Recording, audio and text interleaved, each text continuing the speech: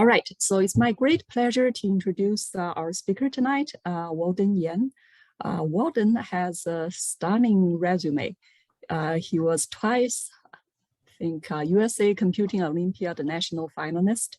Last year, he was selected into USA team to compete in International Olympiad in Informatics, and he received a gold medal.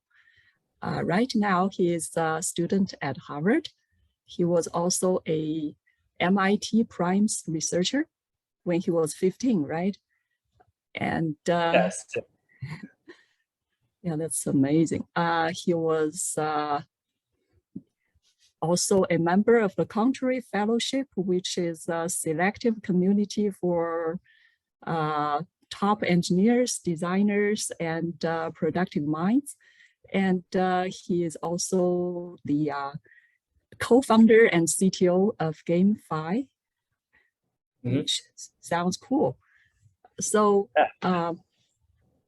yeah, I think Walden has a lot to share with us. For example, on how to preparing for computing Olympiad, how to improve programming skills, how to succeed in high school and apply to colleges, and also how to creating a startup and being an entrepreneur.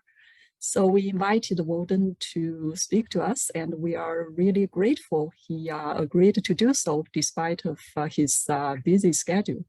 Thank you. So please join me welcoming our speaker tonight, Walden Yan. Yeah, thank you, Uni, for the very generous introduction. And yeah, I'm very glad to be here. I love, passing on sort of my advice and giving people insights into my experience as well. So I suppose that will be what I'm doing tonight here. I'll grab the screen share and make sure this works. Uni, are you able to see the screen here? Yeah, I can see it. All right, awesome. Yeah, so yeah, Uni already gave me a great introduction. And it seems like there is a lot of bright minds in this camp.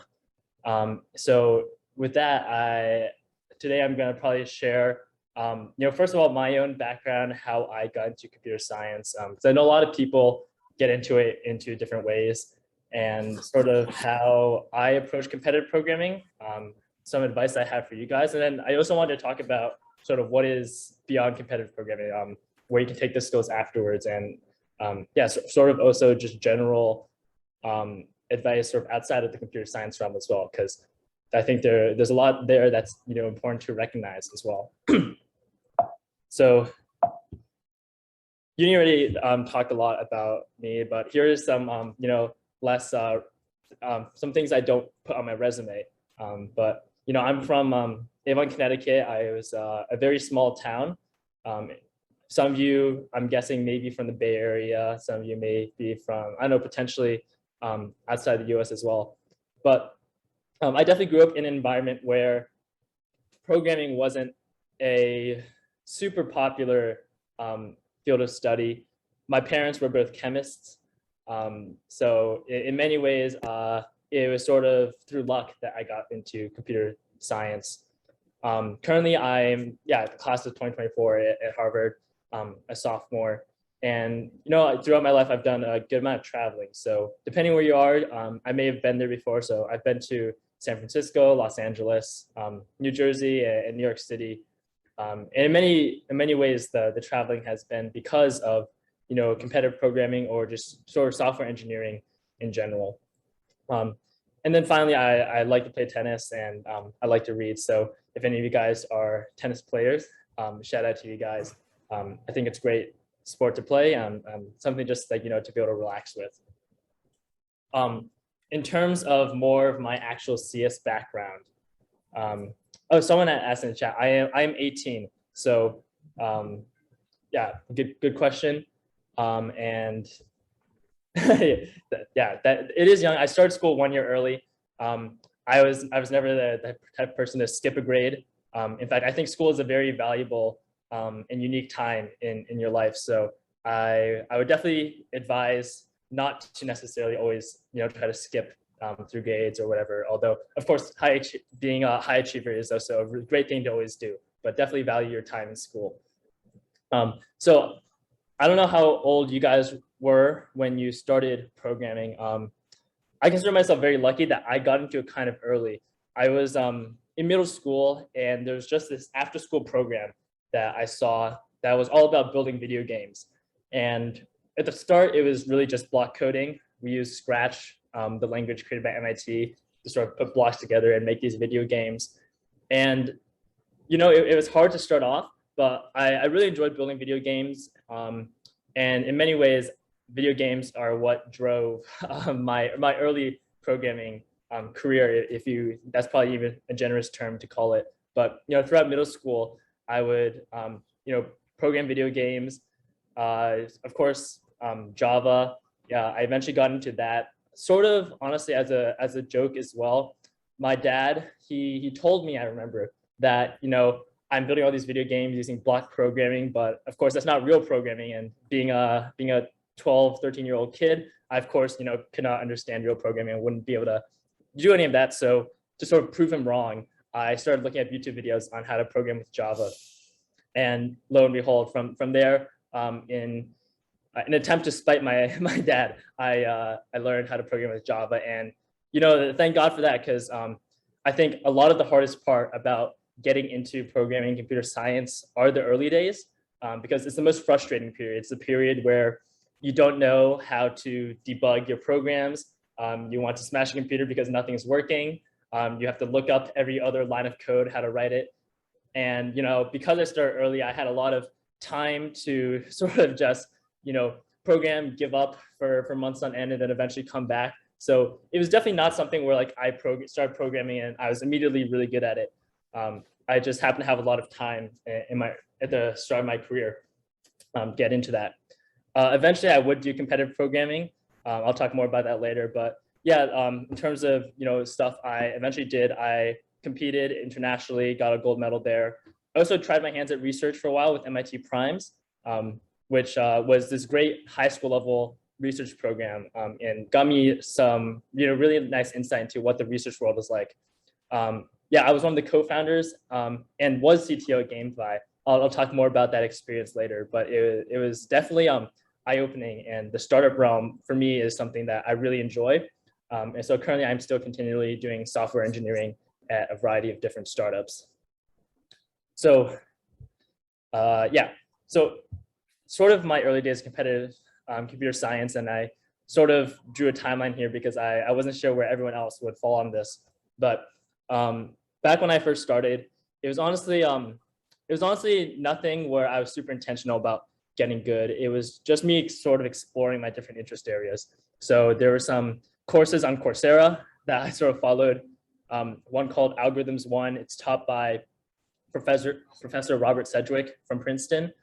And that was where I learned my first data structures, actually, sort of union find data structures. And it's funny because I learned union find before I learned sorting algorithms. And it was definitely not a very classical training, but I would sort of just go around Googling different programming stuff. And I sort of accidentally learned a lot of data structures and algorithms along the way, and of course, very basic ones. But, eventually I stumbled upon the Usaco training pages, which, some people say are outdated, and perhaps now it is outdated, but at least at the time when I started programming, the Usaco training pages really got me thinking about, speed and efficiency, sort of as I was even learning how to, program in the first place. I consider myself very lucky for that. Between bronze and gold, and I sort of leave out silver here, partially because I honestly, that entire period was sort of a blur for me, and also because silver kind of looks like platinum, and that'd be kind of confusing because, I have the platinum medal on the right there. But between that period, I think it was a lot of finding ways to have fun with competitive programming. So HackerRank and Codeforces, I think, were the two biggest sites I used.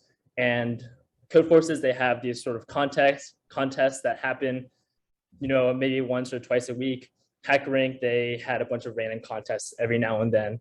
And I would just go on, not really trying to increase my rating or necessarily get better at competitive CS, but sort of because I, wanted something fun to do on the weekends. I was kind of a competitive person, so I really liked, having the leaderboard there and trying to beat the other programmers on the sites. And as a result, it just gave me a lot of practice with these different algorithms and exposed me to a lot of different, programming techniques out there. So if you feel like you're sort of in that silver gold stage, I think the biggest thing for you guys is to just really practice on these different sites and, have fun with it. I think it should never be something where you're, really, feel like it's a chore, because, these things are designed to sort of be fun and intellectually stimulating in that sense. And for me, that's what drove a lot of my time there. Between gold and platinum, I think for me, this is sort of when things got serious. I realized this was around my freshman year summer, and I was at a math camp there. I definitely did a lot of math competitions growing up, and I thought for a while that I'd be doing pure math when I went to college. But when I finally realized that competitive programming and sort of, this CS contests also had this sort of path towards, a good college education and whatnot, I realized, okay, maybe this is something worth, really spending time on it. So I literally spent that entire summer back in 2017, every day looking up old Usaco problems, looking at practice contests on code forces, and just solving those problems. Sometimes I'd go hours, like 8 hours on end, not solving like a very basic problem, but it is that sort of constant grind that got me, got me to be better, and also got me used to the sort of contest environment. And then also just studying more algorithms. I think between bronze and up until you get to platinum, you don't touch too many super like uncommon algorithms. You of course have to like know sorting and dynamic programming in BFS and DFS, but you never have to worry too much about segment trees or lazy propagation or stuff like that. And I think it's a very nice period that trains your thinking between bronze and platinum. And once you get to platinum, there also becomes this extra layer where it's not just about the creative thinking about these algorithms, but also taking some more advanced things, such as like, binary index trees and lazy segment trees. And if these don't sound familiar to you, no worries. But, I literally have these books that I'd read about talking about these algorithms. I practice implementing them. And that's sort of what took me to the next level. And I can tell you right now, but before that summer and after that summer, I saw a massive difference in sort of my abilities and also in my confidence about computer science. Sort of talking about what my camp experience and IOI was like. In some ways, I feel like this was the least confusing part of the process, because up until this point, you're probably spending a lot of time figuring out what exactly you should be studying, what resources you should be looking at, and what you want to do. And I think once you get to camp level, you have most of those things figured out, and it just becomes really a practice game. Figure out how can you set time aside to be doing code forces and past USACO problems, and making sure that the things you've learned up to this point you practice consistently enough to where it doesn't just sort of disappear and go away. You're constantly learning new algorithms and techniques.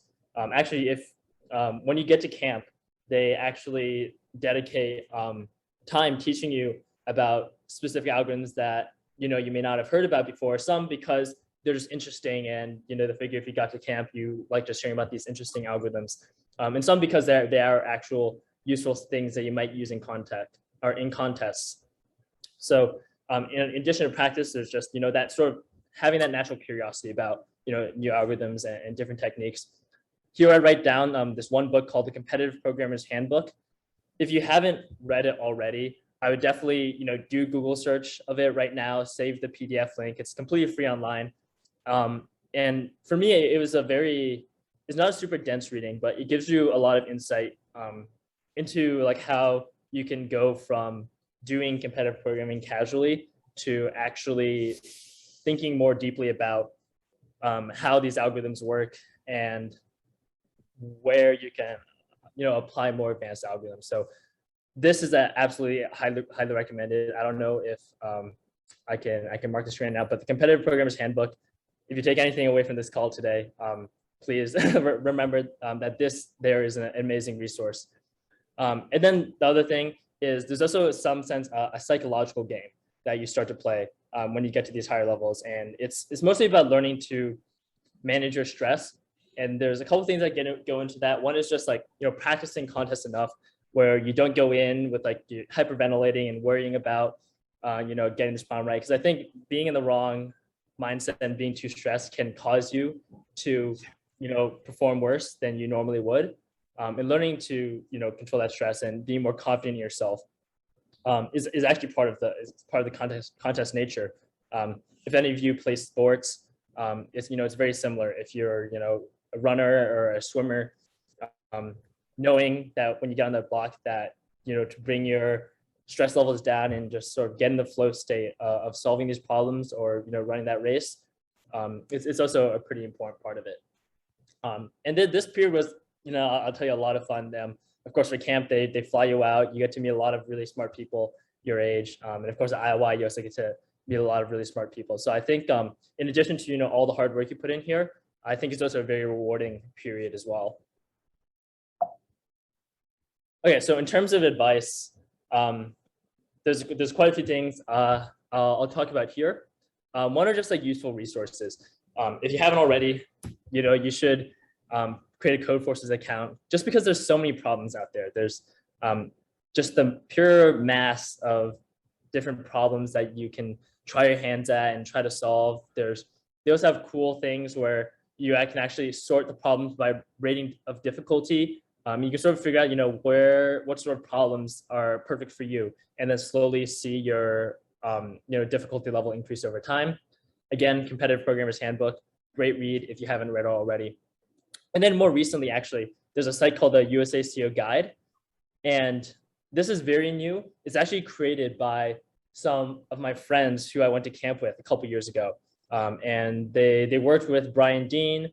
They worked with Benjamin T, who is like the #1 in the world in competitive programming right now. He actually goes to school down the road at MIT.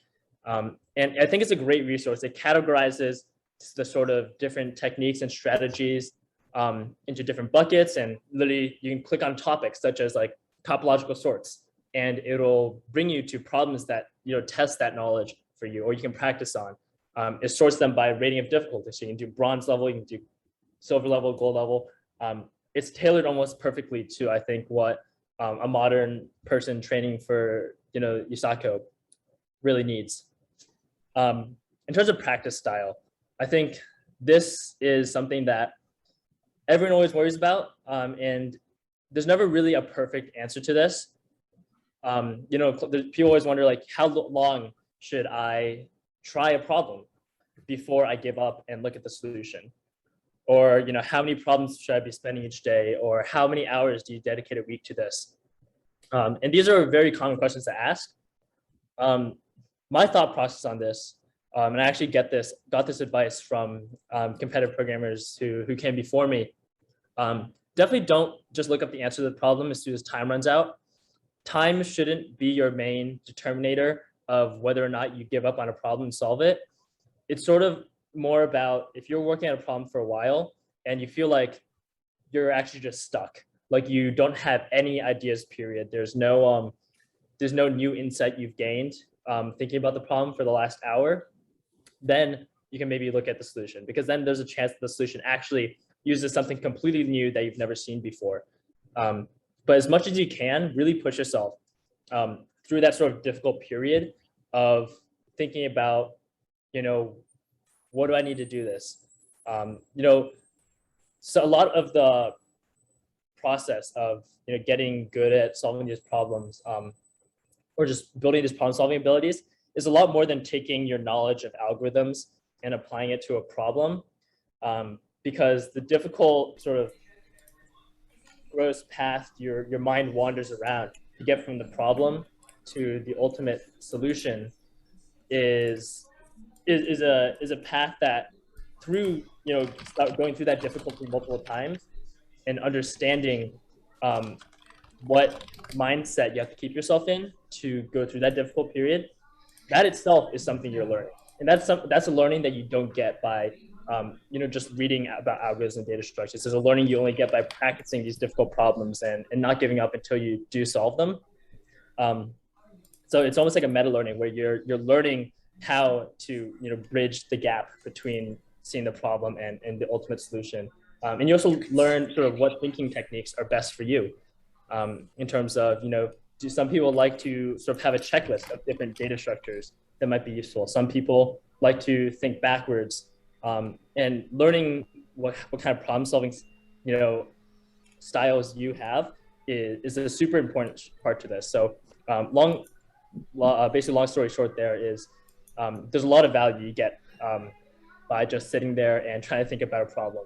Even though it feels like you're wasting your time, it's a lesson that compounds over time and eventually brings you to a point where you feel like you are much more comfortable solving these sort of problems.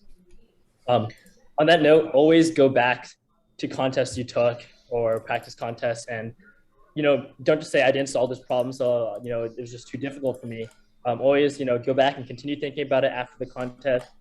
Even if you're busy, weeks later you can go back and think about it, maybe have a new perspective, and work on not just giving up there, but again getting those problems that you had approached once and approach them again and again until you eventually get them. And if you don't eventually get it, if you really feel like you're making no progress, reading the editorial or reading the solution at that point and learning something new from that and then implementing it yourself is also a big part about learning there. And then the last piece is actually be very intentional about targeting areas which you are weak in. So if you feel like you're weak in dynamic programming, I think it's natural to feel like, okay, I hate dynamic programming. I'll just avoid dynamic programming problems and focus on the other areas. Really dig into that. I personally kind of didn't understand dynamic programming for quite a while. And I remember just like, after doing enough dynamic programming problems, at some point it just sort of clicked for me. And from there, it was great. Dynamic programming quickly became one of my favorite areas because I had worked on it for so long and hated it for so long that I learned, the intricacies of dynamic programming and, what exactly goes into making it work. So definitely try to focus on areas that you're weak. So if you hate computational geometry, really dig into computational geometry. And who knows, because you hate it so much, you may eventually learn techniques that make you hate it less. And then in a way, you'll actually become better at it than most other people. So being very intentional about that. Sort of on that note as well, if you are debugging and you have an error like, oh, I forgot a semicolon here, or I have an off by one error, by +1 instead of -1, or you're doing greater than instead of greater than or equal to, try to remember what errors you commonly make, because it's very easy to say, oh, I just made that dumb error. I'll just try to not be dumb about that again in the future. It takes a lot of intentionality to say, I very commonly make +1 errors. So next time I'm writing my code and I write a line of code that may have that sort of error, make sure to read it twice and ask yourself, okay, I always make errors on this sort of line of code. Let me just read it again to make sure it actually is correct and really think through it. And after doing that enough times, you'll find that that's the fastest way to make yourself stop producing those kinds of errors. Okay, Walden, do you mind answer some questions along the way? Yes, I see a student absolutely. ask, how long does it take for you to go from bronze to silver, from silver to gold, and then from gold to platinum? Yeah, that's a good question. Let me go back to this slide here. So the answer there is kind of ambiguous. So this part here, where I was studying Coursera and using the training pages, funnily enough, I actually knew about the Usaco training pages before I realized Usaco actually had a competition series. So I actually did this for like a whole year without actually doing any competitions. So by the time I realized there was a competition, I sort of had already learned all of like the gold and silver techniques. So I had basically immediately gotten past bronze or silver. So I would say like it took like a year and a half of like, studying these resources here to get past bronze and silver for me. To get from gold to platinum, this was really, that took about a year, I'd say, like about one season of competitive programming. And I really just grinded out like, code forces and HackerRank until I got to there. And then from platinum to camp, that was that was you know, I'd say it also took a year, but in many ways in my mind it took longer than that, because it was not just like a year of doing problems and things like that, but it was a lot more intense and a lot more intentional than I had done previously. In fact, I think from going from platinum to camp was the period where I was most intense about actually practicing these problems. Even once I got into camp, to be honest, I think I put in less time than during that platinum to camp period. And I think that's a period that you learn a lot about yourself from. I see another question where, when did you start to code? What year and what age do you take the bronze? I started code when I was 12. Again, it wasn't very serious coding. I'd say serious coding maybe started around when I was like 14, 15. I mean, by serious, I meant like I started doing some competitive programming. So yeah, I'd say around 14, 15 is when I took the first bronze test, which would be it was my freshman year of high school, All right. And do my parents have computer background? My parents were both chemists. They had no computer background. Actually, my mom, now inspired by seeing me do well on computer science stuff, she now decided to start studying more computer science and has actually changed from chemistry to computer science. And the computer science job market is great. So I definitely would say that if you were to choose between chemistry and computer science now, computer science is a good way to do it. Alan, good question. I'll answer that in one of my later slides.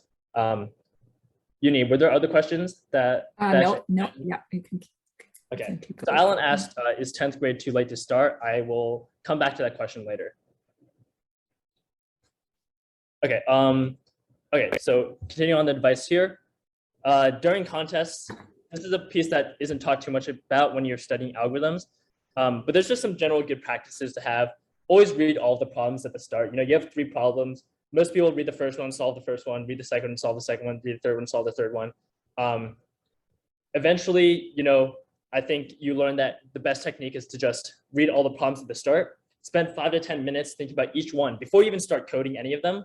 So that way, when you're actually working on other problems, you're sort of thinking about the ones you're not working on in the back of your head, and maybe you'll have like an aha moment and be able to solve them. So it's always good to read all the problems at the start. And double check your work on paper before you start coding.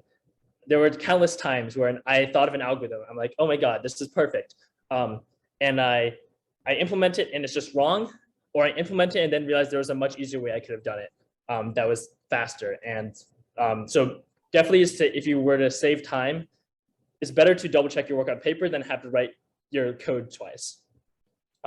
Sometimes people ask me, what programming language should I use?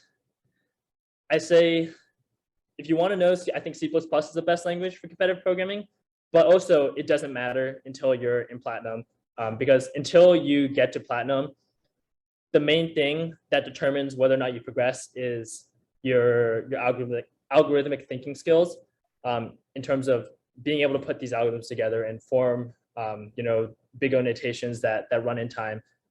Only until you get to platinum do those like really tiny speed optimizations actually help. So if you're in platinum and you don't already know C++, it might be worth learning. Until then, though, I think it's fine to go with any language you want. And then the third point there, again, is just practice. There was a book called the 10,000 Hour Rule. And the premise behind the book is that if you do anything for 10,000 hours, so if you were to play the violin for 10,000 hours, or if you were to do underwater basket weaving for 10,000 hours, you can become an expert at it. And the idea is that you just become an expert at something just purely by how much time you spend into it. Obviously, it's hard to put in 10,000 hours to competitive programming all during high school, but the idea is that as many hours as you do put into it, that's the sort of output you get. So recognize that it's a lot more than just reading algorithms and thinking about algorithms, but actually practicing these contests over and over again. In terms of how long did I code each day, that's a question. So yeah, on the topic of the 10,000 hour rule, honestly, it changed a lot. I also did a lot of other things in high school, and as a result of that, it wasn't always consistent. Over the summer, when I had time, I would probably put in 10 hours a day at one point. Again, that's when I had time. That's when it wasn't taken away from other things. During the school year, there would sometimes be weeks where I don't actually do anything. There'd be other weeks where I, spend my entire weekends working on these problems and thinking through them. And so there was never any hard and fast rule, but I think I would always, if I had gone long enough without doing any competitive programming problems, I'd always get the sense that, maybe I should, touch base with, a few problems again and try them again. So I would say on average, maybe I spent probably about 10 to 15 hours a week. Honestly, that may even be an overestimate. During the school year, so probably like 10 hours during the school year each week on competitive programming. Longer if it's like a contest season or if there were a bunch of contests in 1 week. And then during the summers, I would definitely ramp it up and spend more time. Someone asked me, do I use Python often now? That's actually a question that I will answer later as well. So one last tip I have, and this is sort of beyond just competitive programming, is competitive programming and programming in general should be thought about as a great tool. Computers are just an extension of what we can do as humans. They're really fast, they're very accurate. And having the skill is really great thing to do in life. But I think it's also important to recognize that there's a lot of other stuff out there, which you guys may be interested in as well. So I know people who would ask me, should I give up, these other clubs so I can focus on competitive programming? And I always encourage them to, as much as they can, continue to try new things in school, like clubs, sports activities. You guys are very young. And in your youth years, you should really be maximizing for learning as much as possible and learning more than just academic stuff, but also learning what experiences you enjoy, what things you like doing, what topics you're interested in. And in many of those areas, you could be interested in finance and realize that your tech skills have a use in finance. You could be interested in government, and realize that your tech skills have uses in government. Maybe you do realize that you really just enjoy pure math and pure CS, in which case then you'll know you maybe want to try research. No matter how much you love computer science, and trust me, I loved computer science in high school, it's still a great thing to explore other interest areas because it still helps guide what you may do in the future. Because even if you love computer science, there's still tons of subcategories in computer science that everyone may be interested in doing. Someone asked me again, is it possible to use another language in Platinum besides C++? It is. I know people who made it to camp using Java, but the thing is a majority of them use C++. So it's not impossible. It's definitely not impossible. And if you really, really love Java and you're really good at Java, it's definitely possible to make it work. But also, I would say, at least think about doing C++. In the Competitive Programmer's Handbook, the book I talked about before, all of their examples are in C++. And after reading that, I think it also convinced me a lot to use C++ because it talked a lot about the great advantages and built-in libraries C++ has to do a lot of the hard stuff for you. Okay, I'll quickly talk about sort of the question of why competitive programming and why it's useful. So first of all, the skills you gain. There are general skills and there are software engineering skills on a general level.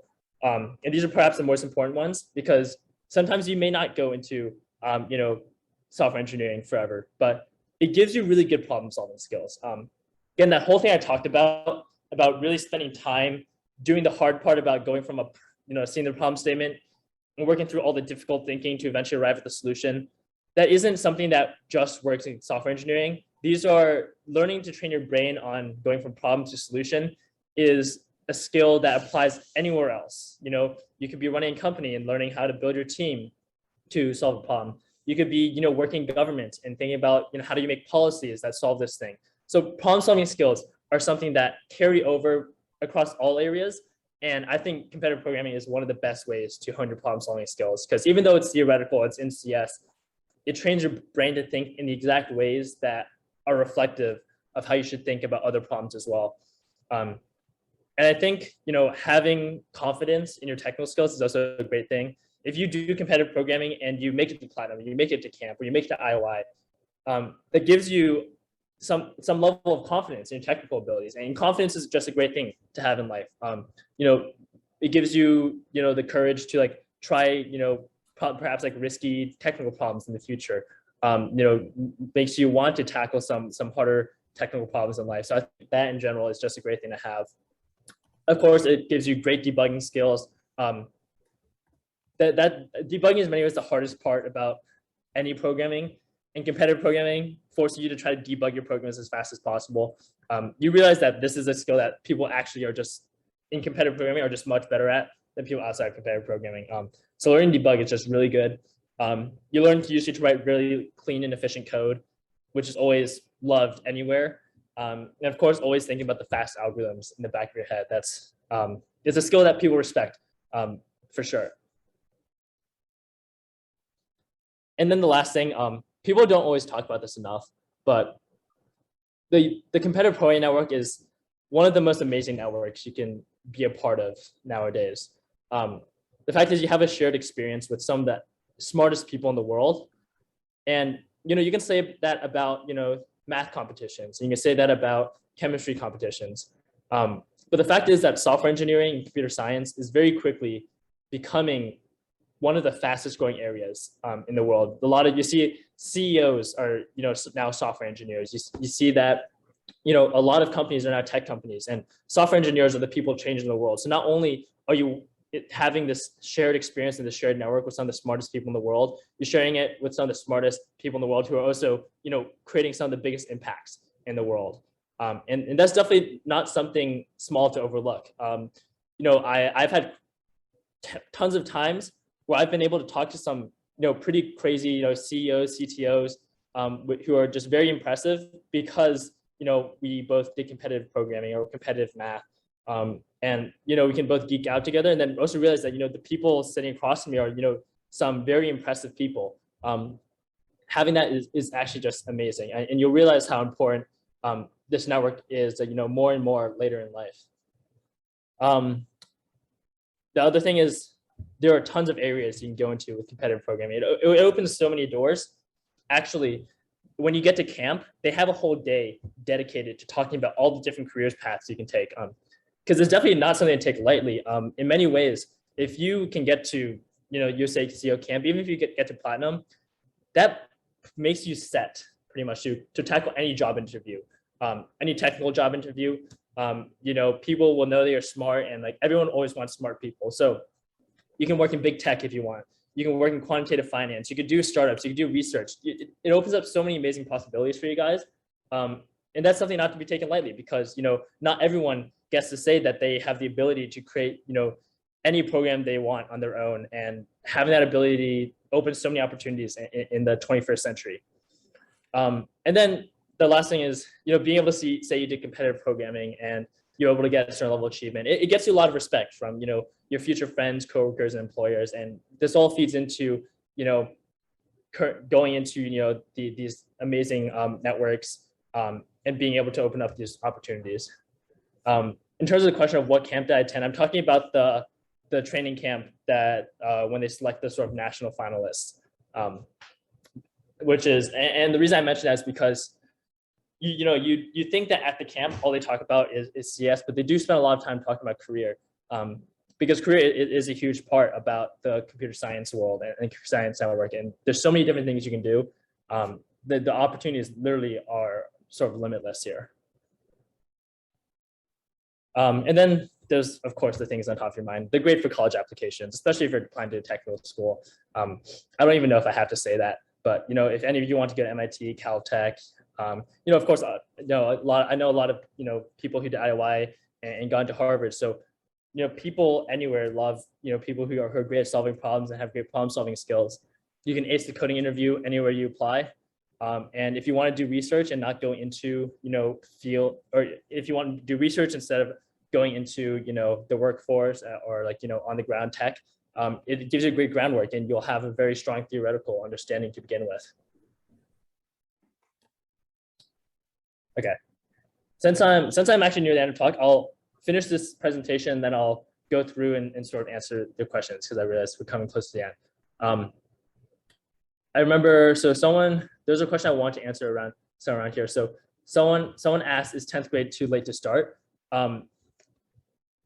What I wanted to say to that is that regardless of whether or not it's too late to start, and by the way, I don't think it's too late to start. I know people who start competitive programming in their senior year and were able to make it to IOI if they spend enough time on it.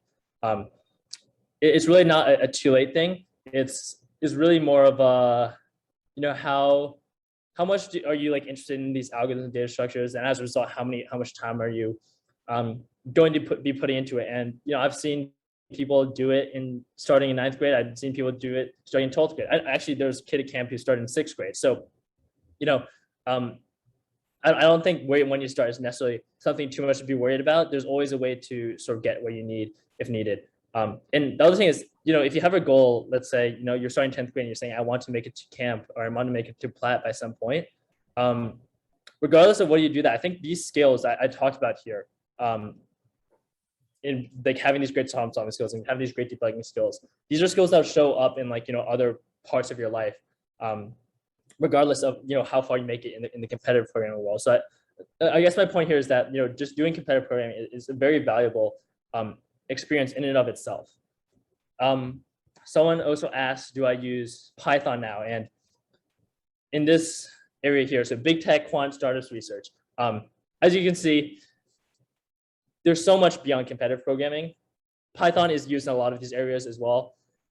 I don't think you should necessarily always select your languages based on pure competitive programming, but I learned Python when I started doing research, and I now use it when I, do startup work and stuff like that. Python is a really useful tool. It may not be the fastest language, but it's still useful, which means, even though I wouldn't use it for competitive programming, it's still a great language to have, and, a great thing to have in your toolbox, regardless.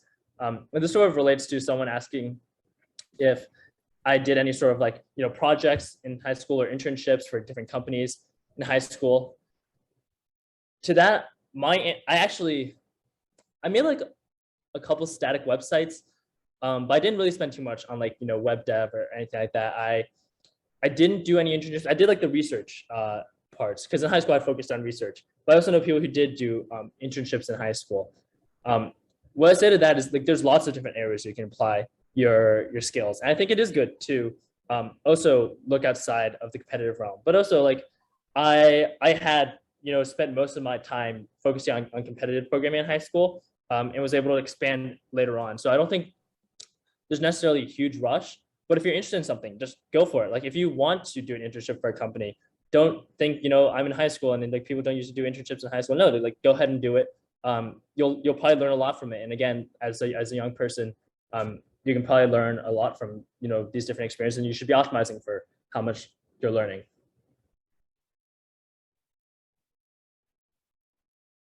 Okay. Yeah, so I sort of mentioned here, you have these different options.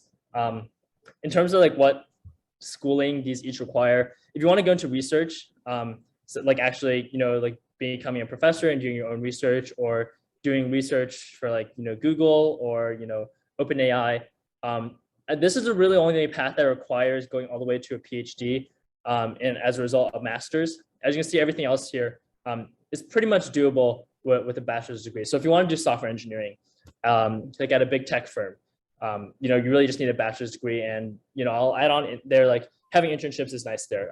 Just doing internships during college or even in high school is nice.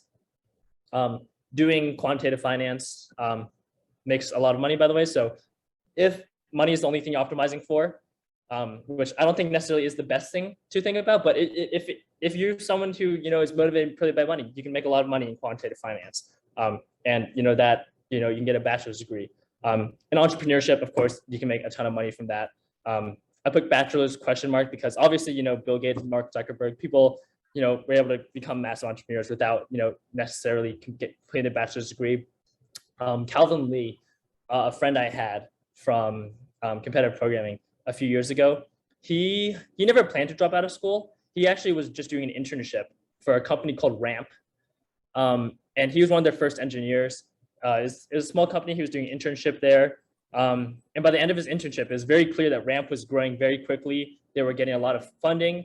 And he decided to just, take off another year from school and another year. And very soon, Ramp was a multi-billion-dollar company. He was now a multimillionaire, and he realized that he didn't actually finish school. So he never intended to drop out, but he still was able to make a lot of money from that area. And he also, he loves his, job at Ramp, doing, a lot of cool stuff with, tech that is on the horizon. There's lots of different experiences you can have here. And I think it's amazing how many different doors CS opens up again. personally, I'll talk a little more about the sort of entrepreneurship realm because that's the sort of path that I've realized I enjoy the most. In terms of what I find really nice about entrepreneurship, it's mostly about being able to work on a product and actually having a large impact on it. If you work at Google, you won't be able to, actually have an impact on Google's main algorithm or, the YouTube algorithm or anything like that.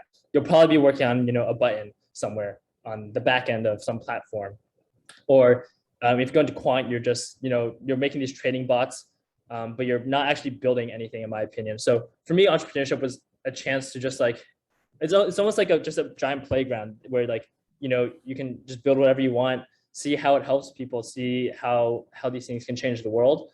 I find that very meaningful, and is I think one of the best ways to apply your skills if you're really good at computer science. I think it's also less intimidating than people often think. You can just learn a lot necessarily by founding you don't have to found your own company, but you can also just do software engineering at a startup. Someone said typo here, but anyways, oh, Dan, that you think, I see, nice. Okay, yeah. But anyways, yeah, I know a lot of people who didn't go into entrepreneurship because they wanted to be a founder, but they just started doing software engineering at a startup. Actually, as people mention getting internships in CS. I think one of the best ways you can get an internship early on, you're not going to be able to get an internship in big tech as a high schooler.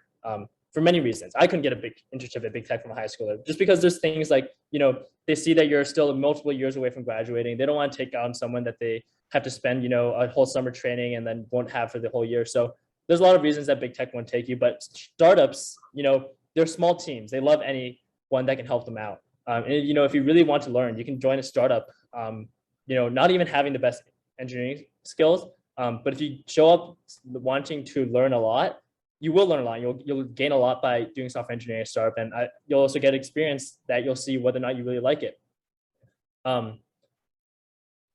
When you the other things is like when you do software engineering for a while at a startup, you also get to see how the founders work, how they raise money, how they think about building product, what it's like to talk to users, what it's like doing sales.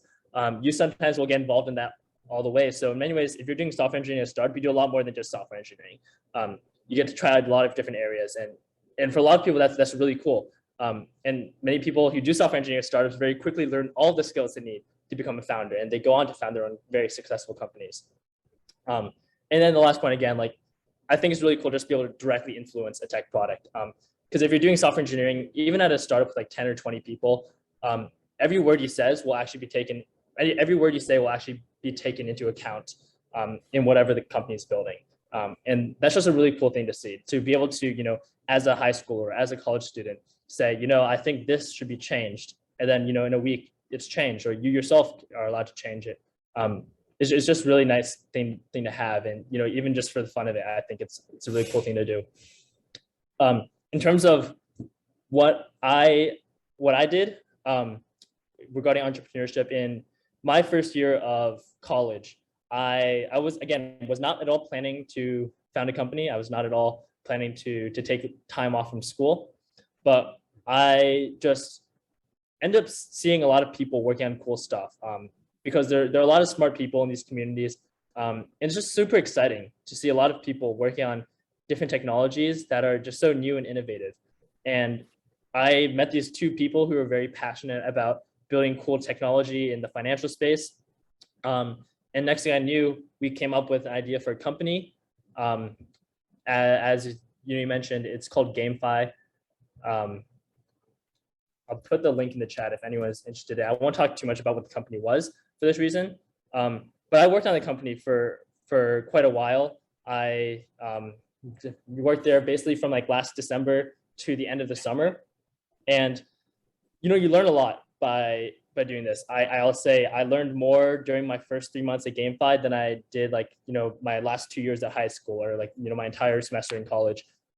Because you're just forced to, I think I picked up like 3 new programming languages, used like 5 different frameworks I never did before, purely because you get to have time dedicated to learning all those things.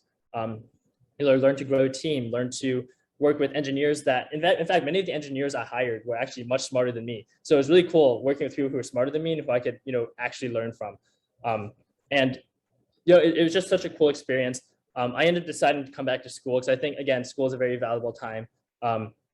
In terms of learning, I learned a lot from those few months there, but also there's so much other stuff I could learn later on by, working in different kinds of products in different areas, and, working with different kinds of people as well.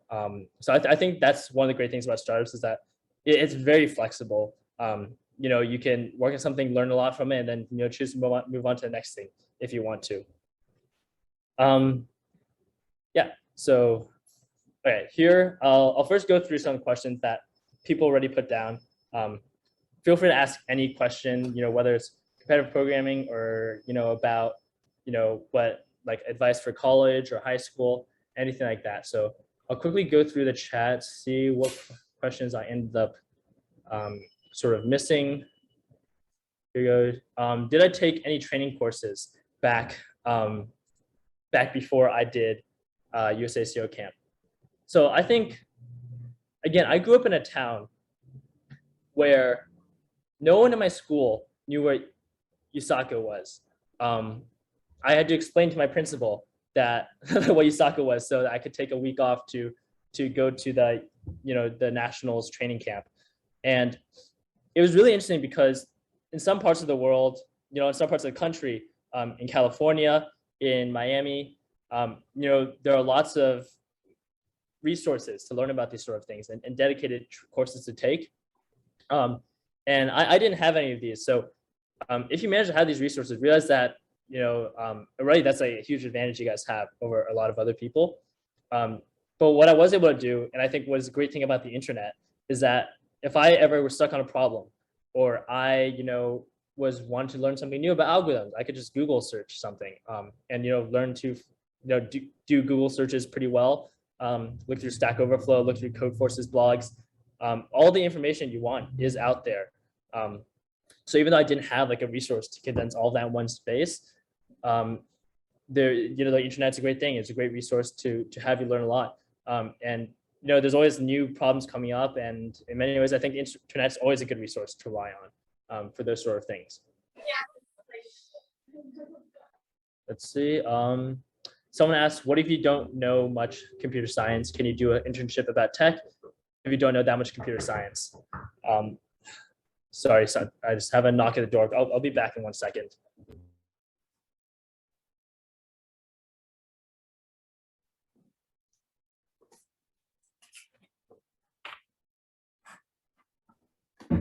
All right, sorry about that.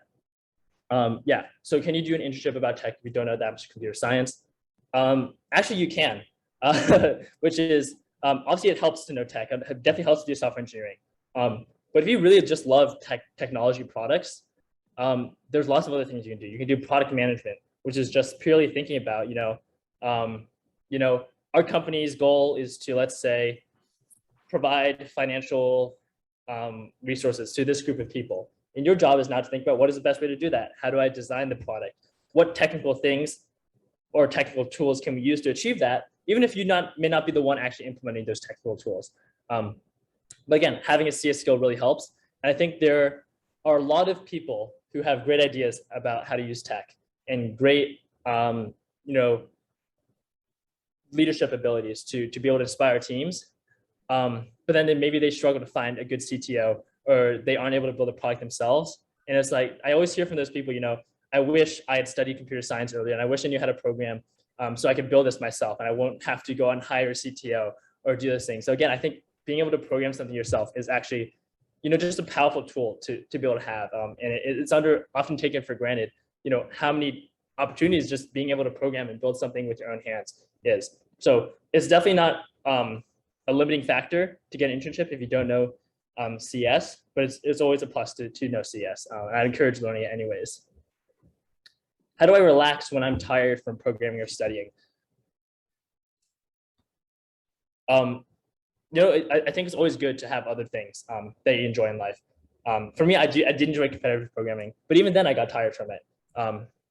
For me, tennis was a way for me to just, go out and, relax a little bit. Actually, I think after doing it enough times, I learned to be able to think about computer science problems while I was playing tennis. So I think it's just like a little passive thing you can do in the background. You can also, just spend time, talking to friends. You could, do other clubs and activities in school. Being able to relax is definitely good. Don't burn yourself out studying or doing computer science. And I think sports is one of my favorite ways to do it. Just because also being active and getting your blood flowing, it's been proven by studies to actually improve your problem solving abilities and creativity. Sometimes even during contests, I would get up for like 5 minutes and just like walk around a little bit to get the blood flowing. So there's definitely lots of options there. And again, you don't have to think about programming as like the only thing you can do. If you have other interest areas, like feel free to explore those interest areas as well. And I think you'll find down the road that your other interest areas in computer science will collide in their own ways as well. Someone asked, what does Gamefight do? Again, I will, for the sake of time, I won't go too deeply into that. I could give a whole pitch deck about what Gamefight does. But if you go to gamefight.com, it gives a short explanation there. Although it may have changed a little bit since I've left the company. What thought process do you go through while trying to design a working algorithm? So this is why it's so important to do a lot of your own practice, because it's very hard to put your one person's thinking style into words and trying to teach that to someone else. In many ways, it's a self-learned process. And in many ways, I think in the Usaco National Training Camp, they call it black magic, because it's not something you can teach someone, but it's something you gain through your own experience. I almost think about it as a sort of mental model. If I had to try to explain, one thing is when you read enough problems and solve enough problems, the first thing you do when I read a problem is, okay, let's say it's a geometry problem. So I immediately think about some common geometry algorithms that are used. Or, this seems like a problem that's hard to do directly. So I'll immediately think, okay, maybe is this possible to do through more of a binary search method? If it seems like it may have something to do with graphs, I'll always, think about it, try to think about, okay, how can I turn this into a graph problem? So it was always good to do enough problems so that you can read a problem and really have some ideas you can start playing around with. From there, I think it's also sort of a game of being able to connect the dots really quickly. And in terms of what I mean by that, it's like, if you are getting to a point where you want to improve your ability to do, let's say, platinum level problems, it's also really nice to be able to look at bronze problems and solve them instantly, because sometimes platinum level problems are just they feel like a bunch of bronze level problems chained together, maybe with a few algorithms in between. And if you can get to the point where you just have to identify the algorithms and then connect the dots really quickly from there, it's a really nice sort of trick to get that done. In many ways, everything's sort of about being able to connect the dots quickly. I hope that helped a little bit, but again, it's something that your own brain literally learns to do. Like if you've ever taken biology or neuroscience, by doing these problems enough times, your brain creates pathways to do these things faster and more directly. So it's something you also learn yourself through practice. Someone asked, can you include spelling bee stuff in your resume? You can include whatever you want in your resume.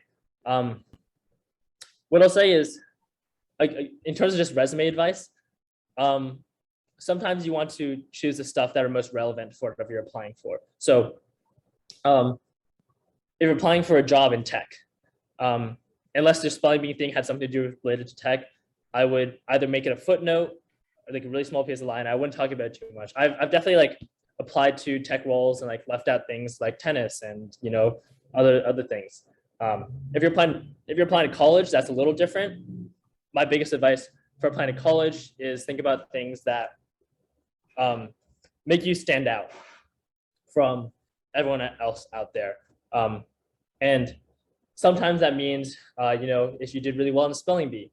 But I also think sometimes it's good to show when you maybe took a little initiative. So maybe did you organize the spelling bee? Did you organize anything else? And think about, what experiences have you had that actually very few other people had?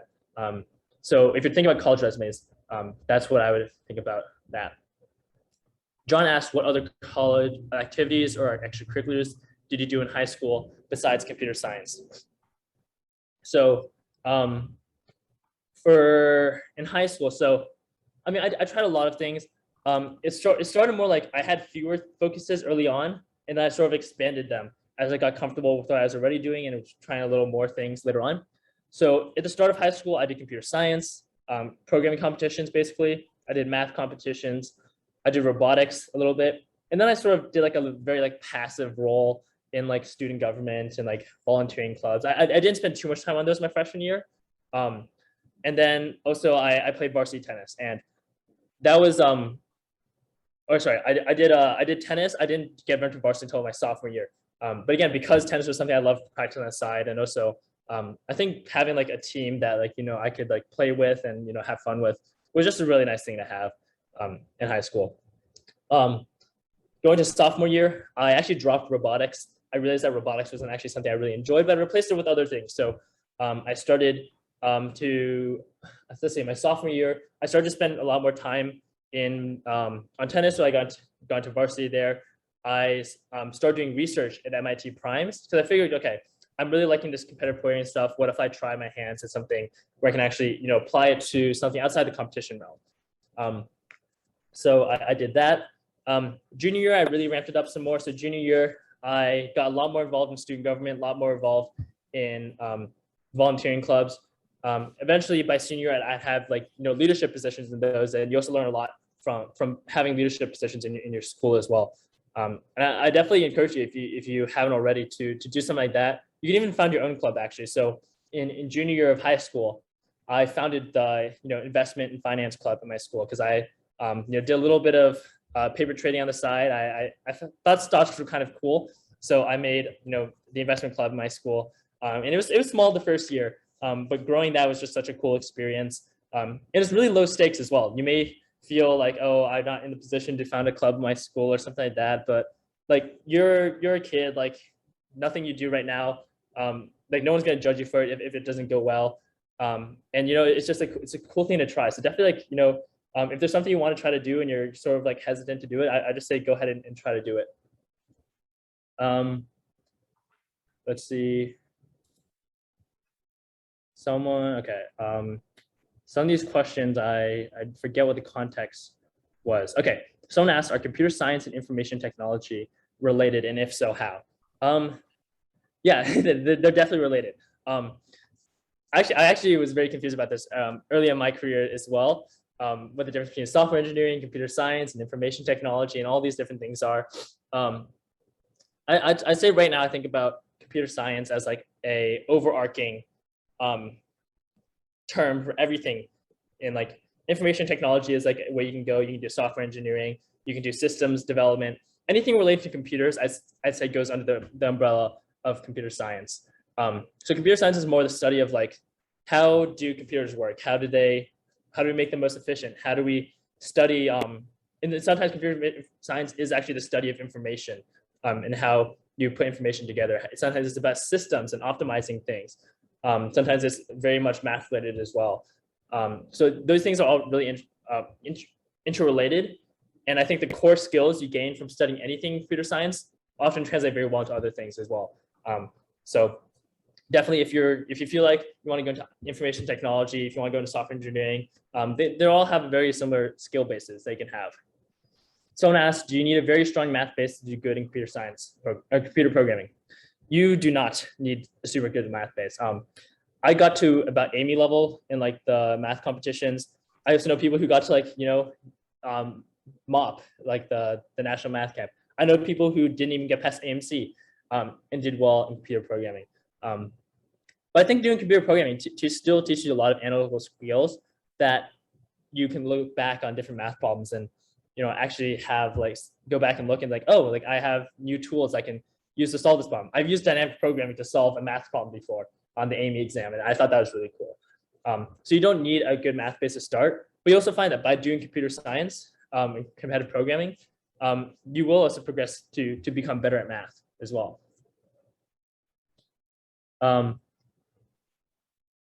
Yeah, okay. someone asked about contact information. I'm glad to drop my contact information in the chat here. I'll put my email there. So feel free to shoot me questions, emails, things like that there. Let me see. Someone said competitive math helps a lot in Usaco. Which part of competition math will help Usaco? Counting and probability, number theory, group theory. Was group theory in competitive math? I don't know, maybe on the exam. I did not see group theory anywhere on my competitive math exams. But I think all related. Probability is a good thing to understand for probability related Usaco problems. Counting for sure, like there's a lot of combinatorics problems out there. So number theory is one that kind of appears a good amount now. Mostly just like in terms of like modular arithmetic, understanding how mods work, understanding that, things like Euler's little theorem, if you're like in gold or platinum.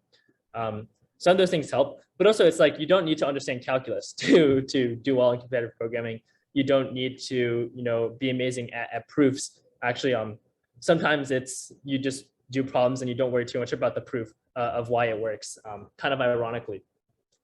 Actually, for this one, we actually invited Professor Brian Dean a couple of weeks ago, and someone asked this question, and he mentioned all this: counting, probability, combination, permutation, number theory, and computational geometry, and anything about discrete math could be helpful, could be beneficial. Yeah. Honestly, that's probably a really good answer.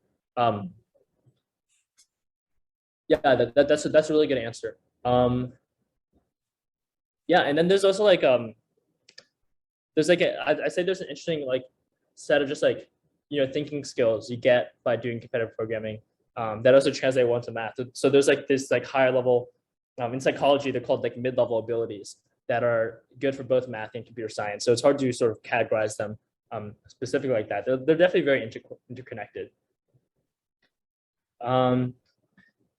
If you want to try Usaco, what languages should you try to learn first? Python, Java, or C++? I'd say if you want to try programming, like if you don't know any programming languages yet, C++ may not be the best language. It's very unabstracted. I think Python or Java could be good ones to learn first. I use Java as my first language.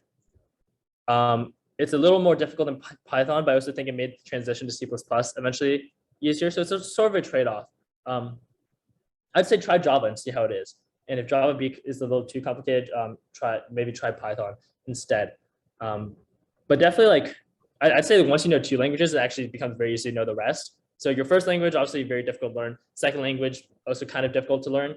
But then after that, you realize that a lot of languages are actually very similar. So if you don't know your programming languages yet, I think Java or Python would be a good place to start. Someone asked me, how many AP classes did I take during high school? I took a decent amount of AP classes, especially in math and computer science, because those are areas I liked. But yeah, I also took like AP Lay, APUSH, AP Lang, like stats and so AP Bio, AP Physics. I really like AP Physics actually. I'd say Physics Olympiad. Did you try Physics Olympiad? I did not. I did AP Physics senior year, and by then I realized, oh wait, it's just too late to like, sign up for the F equals MA competition. I say like, there's a few things that go into AP classes. AP classes, depending what school you go to, may help your GPA. I think AP classes, a lot of colleges also take credits for those, so they can get you out of things. Harvard actually, it turns out, did not take like any of my AP classes except for AP Spanish. AP Spanish did get me out of my language requirement at Harvard, but actually nothing else really carried over. But I learned a lot of interesting stuff in those classes, which is the biggest takeaway I have. Definitely some AP classes do take a lot of time. So if you're like actually like thinking about it in terms of like, where do you want to spend your time? Sometimes like, a time trade-off is good. I wouldn't necessarily say that if you had 6 hours a week that you want to choose between, doing AP Chem because, you may not be the best at Chem, or dedicate that 6 hours to working on a cool side project that, would stand out on your resume, or doing a volunteer activity. So actually over over the summers, I taught these programming classes to like third grade to 8th grade students at my local library. I think the time I spent on that was definitely a lot more effective and useful, and like maybe stood out a lot more than taking an extra AP class in high school. So I'd take that into consideration. Recognize that if you're applying to any really top schools, AP class, everyone takes AP classes there, and having a difference of plus or minus one AP class won't be a huge difference there. Do you think Metaverse is the future? Using VR will be everyone's future? Are you afraid AI would control humanity? Very interesting questions. Did not expect any questions like this. I think Metaverse is a very interesting potential in the future. I think in general, tech will become ingrained deeper in our lives. I think that the exact nature of the Metaverse may not be like the kind of stuff you see, envisioned in like Ready Player One or things like that. Same thing, VR. It may not be VR, like in the sense that the Oculus Rift glasses, but you could have something where like maybe like Apple's working on AR technology, augmented reality, where you project items into your real life thing. I think there's a lot of cool ways where Neuralink is working on brain computer interfaces, where theoretically you can use your brain to immediately control whatever your computer is doing without you need to move your fingers. And that's really cool and useful technology that I think with the amount of smart people working on them, I think they inevitably will become at least available out there. In terms of whether people will use them is another question. I think having things in real life definitely is different from doing things virtually. Like having talks in person is different from doing talks virtually. But people do also like the virtual world. Like you see it with the success of Roblox, Minecraft. You can successfully have social interactions in the virtual world as well. And I think in many ways that's a huge factor in terms of whether or not these things will be successful. If I can join the Metaverse and still interact with my friends in a way that makes me feel like I'm having a conversation with them in real life, that'll be a groundbreaking thing. So I don't think we should necessarily count the Metaverse out. Mark Zuckerberg wrote a really great sort of essay memo on why he thinks Metaverse is the future. So if you're interested, you could Google that and hear his thoughts on why they should focus on the Metaverse. And as you know, Facebook recently also changed the name to Meta. But he was focused on the Metaverse way before that even happened. And am I afraid that AI would control humanity? I actually am not. Maybe I'm just sort of skeptical here. I think I've done a little bit of AI research. I mean, we have definitely cool AIs like GPT-3. These text producing AIs are a really cool piece of technology, but also it's so far from general knowledge, general ability, intelligence that I'm not too afraid yet. And I think a lot of people, assume that, okay, because, you have Moore's law and things progress infinitely fast, that AI will immediately catch up to, humanity and be able to destroy us. I think to some degree like that is a bit of a, like a slippery slope argument. And I think along the way, like we'll be able to make laws that, will, adapt to the change of technology realm. We can make technology that adapts to technology realm if laws aren't going fast enough. And right now, I think of AI as just like a really cool tool. I have not yet seen sort of AI like having like in any way like doing something directly against like the interest of its user or the creator or things like that yet. So I'm not too worried about that, to be honest. Biggest challenge in my experience with computer science and competitive coding. I think I'll start giving some faster answers because we are near the end of time here. Again, I think the early stage is the hardest part. Learning to debug, learning your thinking style, that is the biggest piece. So get good at debugging, get good at Googling answers, and get good at learning new things. And I think once you have those down, the rest of the stuff is mostly just practice and reading. Can you do an internship with somebody? Can you do an internship about okay, I've answered that. I think I answered the question about can you do an internship without knowing too much about CS? How is the contest helpful for applying to college? Could you write it in your resume? You can write it in your resume. I write it in my resume. I did not use it as my essay. I definitely used it as one of like my extracurriculars. Brian Dean actually wrote me a letter of rec, so that was definitely a helpful piece of it. It's a demonstration of your competence. It's a demonstration of your persistence and sticking through with something. But I also think the skills you learn from it, you can apply to other areas and then use that in your essays. So the skills I learned from competitive programming, I was able to put into research, and then I was able to use the research experience as my essay.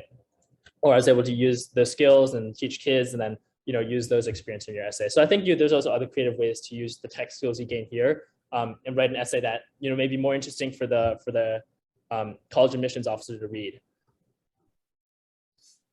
Do I have an Instagram? I do have an Instagram. I will put it down here. I don't respond to Instagram messages as much. Okay, yeah, Walden, we often have parents ask questions like, how do you balance placing games and writing code and study? So are you a game player? Do you play games? Okay, yeah, I love to answer those questions too. Okay, here are my thoughts on this thing. Some people they start playing games too early. I think my own brother, he started playing video games too early. I mean, I didn't not play video games. Like I played Clash of Clans like in 5th grade. And I enjoyed video games. I was in no way like the kind of person that was like able to perfectly control myself and not play video games. I think I was definitely addicted to video games for a while as well.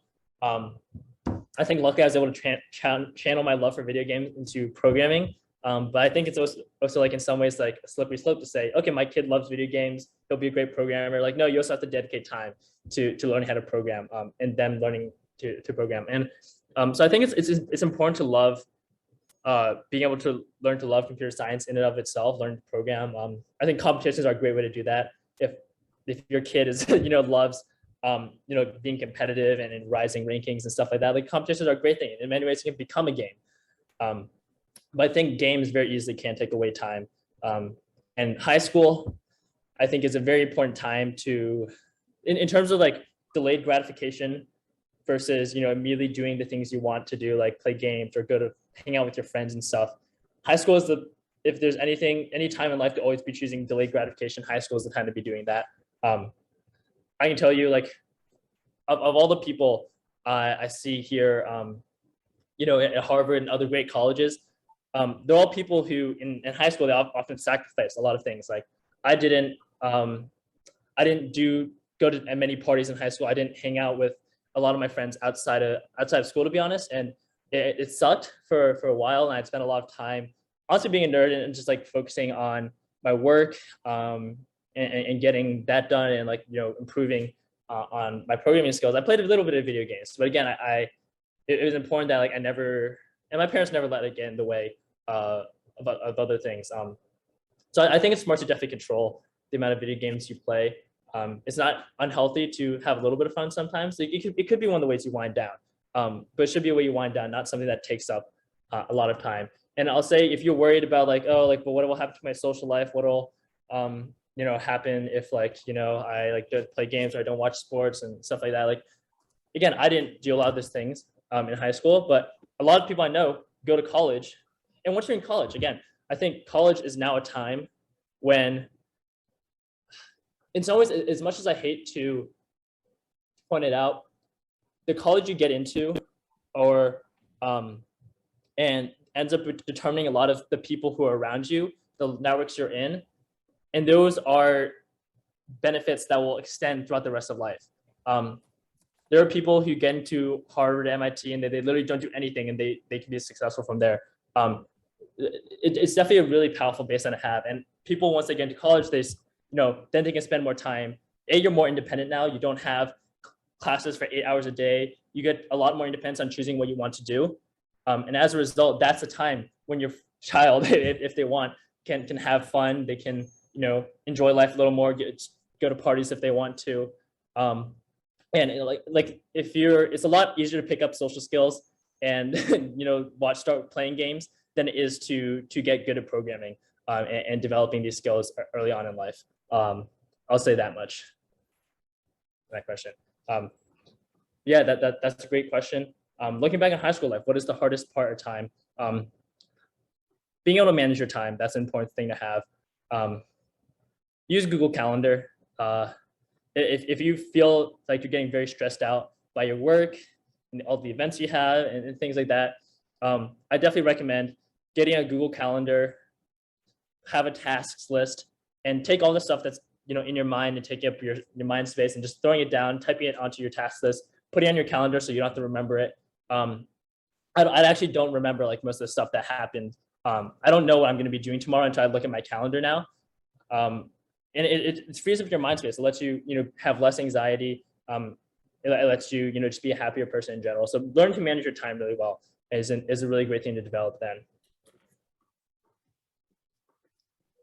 Okay, I see a question probably from a parent. So what do you think, what gets you into Harvard? Yeah, because Harvard is different from MIT, right? So you can't get into Harvard with a gold medal only. So they are looking for leaders. Yeah, what makes you go to Harvard? Yeah.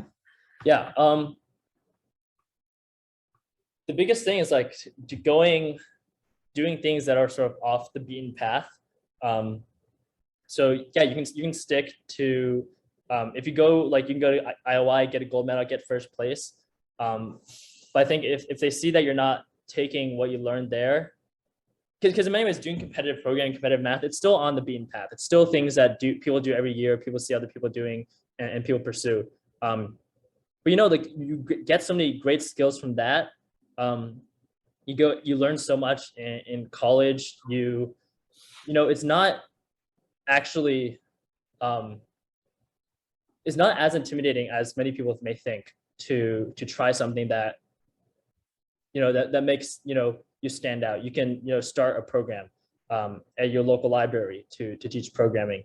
You can create like some tiny app that may help some users online, and you can write about that in your college application. I think a lot of what people are looking for is that these aren't just smart people doing well at all of the things that they're told to do well at high school, but people who take the things they learn and the experiences they have and use those in sort of novel ways that may help other people, that are interesting, that show potential for them in the future. I think that's probably the biggest differentiator, showing that you have the ability to do things like that. And again, for everyone here, I'd say it's actually not as intimidating as you may think. I definitely thought it was intimidating at one point too. Now I think started a company, and it felt like along the way there's no point where I ever felt like it was extremely difficult. Like you'd be surprised how easy it is to email your local librarian saying, hey, can I teach some programming classes? And then the person answers back really warm, like, yes, let's please do that. Like people want that sort of stuff. Yeah, just give it a shot. Again, I think one of the biggest things is if you're hesitating to do something, just try it. Like, you're young.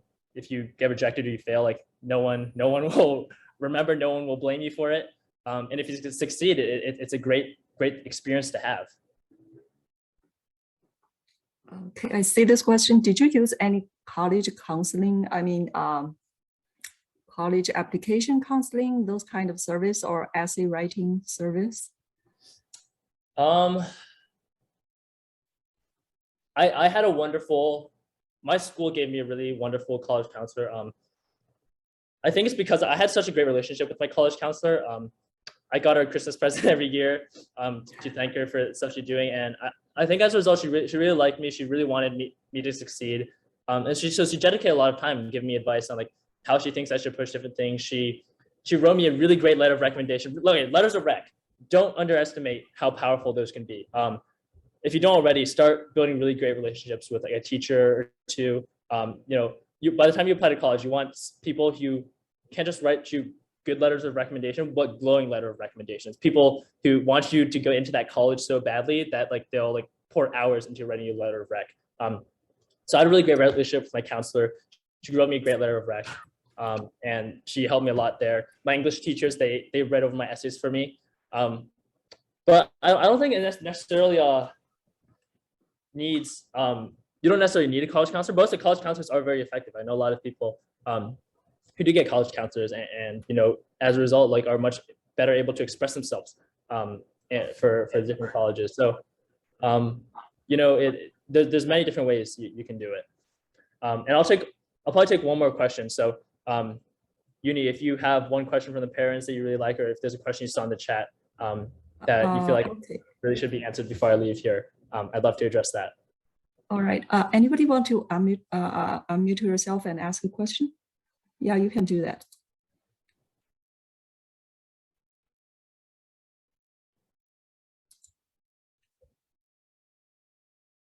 Oops, hold 1 second. Actually, I saw, hold 1 second. So I saw a few questions. So you are a freshman this year, right, Walden? I'm a sophomore. You are a freshman. Oh, you are a sophomore? Okay. So what is your plan for the summer? Are you going to do an intern or? Yeah, I'm gonna be doing an internship at a startup. I'm talking to a few startups already that I probably want to work at. Again, I think startups are a great place to learn a lot of stuff. You often work with people who are a lot smarter than you, have a lot more experiences. Startups also give you a great excuse to travel. So I might be in Bali, I might be in Miami, might be in San Francisco. And then, while you're young, it's a great thing to travel. So yeah, I love startups. I don't think I'll ever, be taking a big tech job, but yeah, I think the great thing is startups are always open to talk to, smart people. So it's really easy to start talking to them early on and having plans lined up. So that's probably what I'm going to be doing this summer. Okay, good. Can you quickly answer Thomas' question? How do you get to know the startups? I'll answer that last question and then I'll hop off here. But yeah, how do you get to know all these startups and ask them to get an internship? There's a lot of just startups in general around Cambridge area, so that makes it a bit easier for me. Email lists. When you're in college, pay attention to the email list. Like every now and then there'll be a recruiting email from startups. Other thing, networks. I think that's one thing that Harvard teaches you to do really well, is the importance of building networks and personal relationships. I still remember meeting the first startup founder I've ever met, and then from there meeting some investors, and now very soon, I have multiple people who I can just go talk to, and they can introduce me to a new founder or a new investor, and then they just become part of my network. So you realize how quickly that knowing people can help quickly expand your ability to do certain things. And yeah, so definitely, I guess the lesson there is don't underestimate the power of your personal connections and your personal network. All right. Thank you. Thank you very much. Thanks for having me today.